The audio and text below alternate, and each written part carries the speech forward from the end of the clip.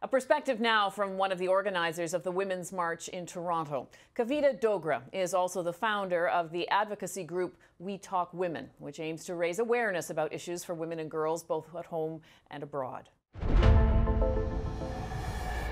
So first, Kavita, as an advocate and an activist in Canada, what makes you angry?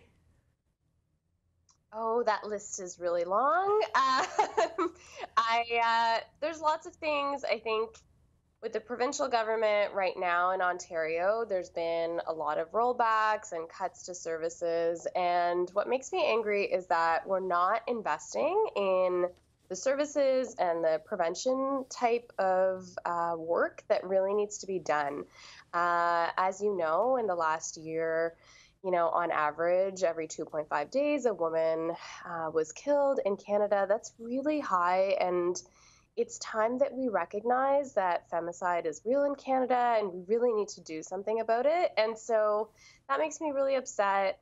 I think the rollbacks to the health education, curriculum was really upsetting because talking about that prevention work, we really need to talk to young people and talk to them in a way that prepares them for adult life and have open conversations about sexual health and gender-based violence and consent so that we, like I said, can prevent some of that gender-based violence that's happening.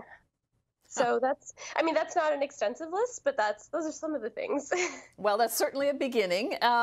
You've suggested in Ontario, for example, that you've seen things rolling back. But at the same time, over certainly the past couple of years, we've also seen, since the focus on Donald Trump in the United States, for example, we've seen women's voices becoming louder, speaking out more. Do you see any results or any improvement as a result of that? I think we're in a really great and exciting time in terms of activism. There's a lot of new people that have, come into the fold and are attending marches and rallies, and they had never been active before. So that's really great. Advocates of, ending violence against women and the people that work on the front lines have been out there with this message for a really long time. But I think thanks to kind of that wave post, the first Women's March and the Me Too movement, there are a lot of new people coming in and, getting angry in ways that are bringing us together. So I guess that's a positive. There's this saying that if you're not angry, you're not paying attention. So I think a lot more people are paying attention and they're more willing to go out on the streets and talk to their local politicians about the changes that they want to see, which is great. But there's an evolution here too, right? And I'm sure that you would argue that you in some ways have to translate anger into some kind of action and something more concrete. How do you do that? It's hard because some days the anger can be a bit debilitating, but I think you have to find the right opportunities, and I'm lucky enough to be in Toronto where there's lots of opportunity to join in kind of activism work. So whether it's, attending local events and rallies and marches, and there are local politicians, who are advocating for the type of change that I would want. So there's opportunity to write to your politician and multiple ways to take. Do you think that these protests and protests that you've been part of organizing, do you think they're actually making a difference? I wouldn't organize one if I didn't think so.